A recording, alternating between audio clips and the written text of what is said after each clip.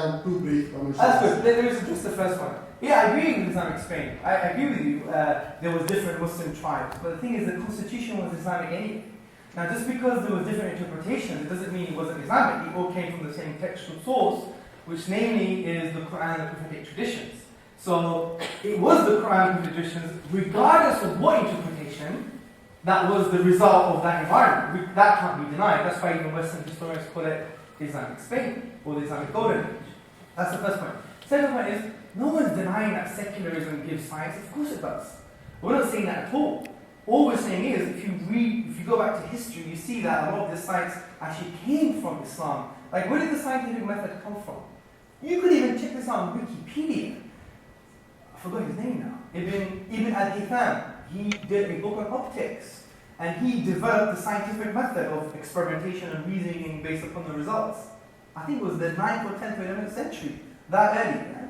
So, the point I'm trying to say is, if you look at historically, now of course secularism has given birth to all these things, but why? Because there was historical milestones, and a key milestone was Islamic Spain, which was achieved via the implementation of the values of Islam. That was my humble point. Yes, there was aqwa, there was poetry, there was free sex in some places, whatever the case may be. But that's irrelevant to the point. The point here is, we're not talking about, what were the origins of liberalism, what was the origins of hedonism. We're talking about what were the origins of the Renaissance. And according to historians, it was the Islamic Spain based upon Islamic values. So your points are mute from that perspective, because they're addressing other issues, which we could bring to the table, but it's irrelevant to the discussion. But these things were also part of the Muslim culture of Spain.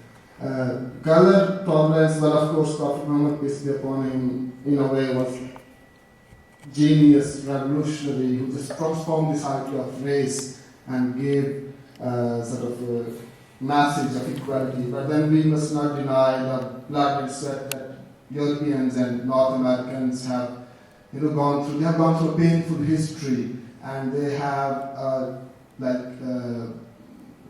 we must appreciate their efforts that they legalized anti-slavery laws, and they were like, these people have really made a difference in promotion of idea of equality. So we cannot just exclude the rest of the world. Of course, Islamic world have been tolerant and non-tolerant as well regarding color. What's your name, sir? Sufyan. Sufyan, that's a beautiful name. Sufyan, let me tell you something, yeah? Just some advice, right?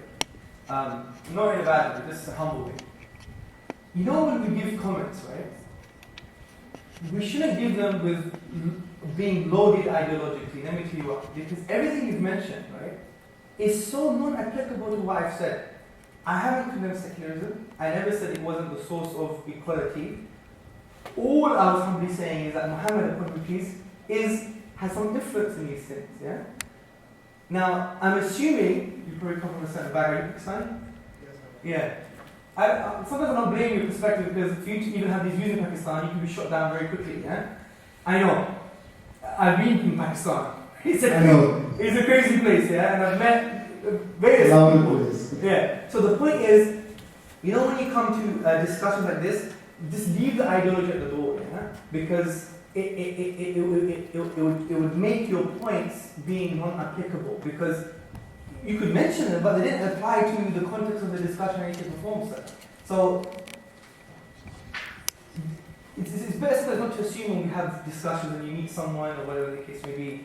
So that would be my advice. I think we should move on, because your points are slightly off. Yeah? The third point is, like a student of social sciences, the knowledge of ilm al-rijal and ilm al-hadith is equally subject to inquiry as other methodologies of social sciences, like interview, ethnography, reflection. So we don't have to prove the authenticity of perfection of Prophet Muhammad by using our knowledge that was product of imperial age, and that was protested by Muslims most of the times. And the biggest proof is that majority of Muslims in world today don't believe in this source. Not that they have other sources as well. I will say that while they don't rely only on this source, but there are other streams as well. Let me give you some good research to read, because what you said is total false. Yeah? Read M. Arbany's book on the early sources of hadith literature. read Azami's book on the Shakhs jurisprudence of Mohammedan jurisprudence or something. Shakhs criticisms of Mohammedan jurisprudence.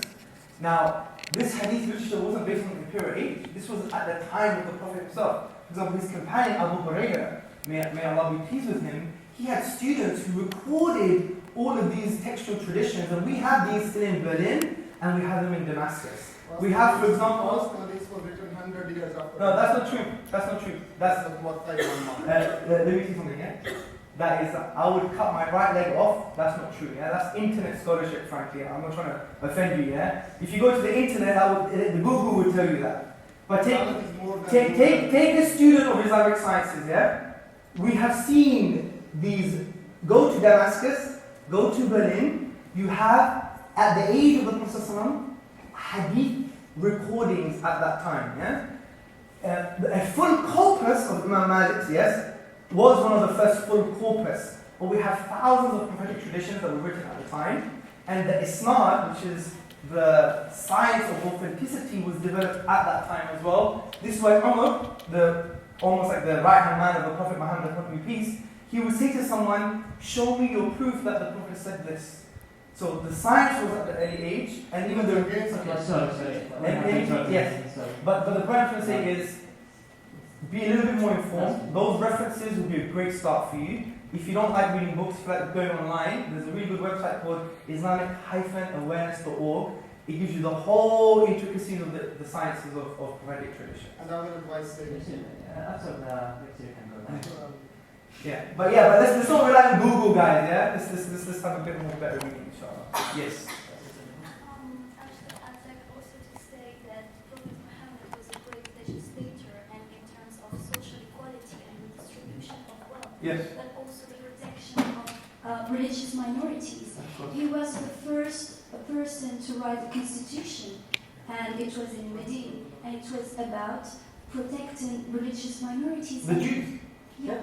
So today we speak about coexistence and the protection of minorities. I think that there's a lot of things that we can see from what he did at that time, and Yeah, thank you. Of course, this is why I think we have our history is not all great, but when we've applied the principles of the Prophet Muhammad upon him be peace and the Quran, we see that the Jews flourished under Islam.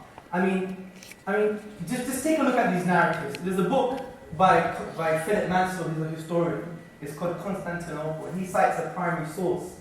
And that primary source is a letter from a rabbi in the 15th century, in 1453. And the rabbi says, "All my brethren, all my brothers, come to the land of the Turks, the land of the Ottomans, the Muslims. Rich are the fruits of the earth. We live in peace and freedom and we're not oppressed with heavy taxes." We have Zion Zohar, who's a contemporary Jewish historian. He said, thus when the Muslims crossed the Strait of Gibraltar in the Iberian Peninsula, the Jews saw the Muslims as liberators from Christian persecution. We have another Jewish historian, contemporary, check him out, go to Google, Amnon Cohen. He wrote a book, The World Within. I've got the book myself. It's 2 volumes. And he says that he collects 1,000 records of the Uthmani, the Ottoman, Qadi, the judge, the judiciary. And what he saw them, although the Jews were given the freedom, the liberty to go to the rabbinical courts, the majority of them went where? To the Qadi, to the Islamic judge. And he went into so much detail that he said Jewish women would complain to the Islamic judge that they're not getting enough maintenance from their husbands. It's called nafaqa in Arabic. Yeah? This was amazing. So, because they saw justice lived under Islam. We have Heinrich Batz, a 19th century Jewish historian. He said the Jews lived favorably under the Mohammedans. Then you have even a rabbi, a traveler, De Rossi, David de Bertonoro, Italian Jews traveling to Baghdad, writing letters to their father saying, come to Baghdad. An intelligent Jew could really lead these people, and they're not annoyed by many Jews. This is the historical narrative. An ex-Zionist, his name was Yuri Avnery, a journalist, said every honest Jew must send the Islamic historical tradition for the preservation of the Jewish people. I'll give you more Jewish names. I could just roll them off my tongue, historian after historian that mentioned these things. Unfortunately, it's not popular culture. It's stuck in academia. And all we see now is the contemporary Judeo-Palestinian struggle that's happening. Yeah? But we don't see what happened in the past. They used to live fantastically in the past. How did that happen? You don't know because you don't get taught this in schools.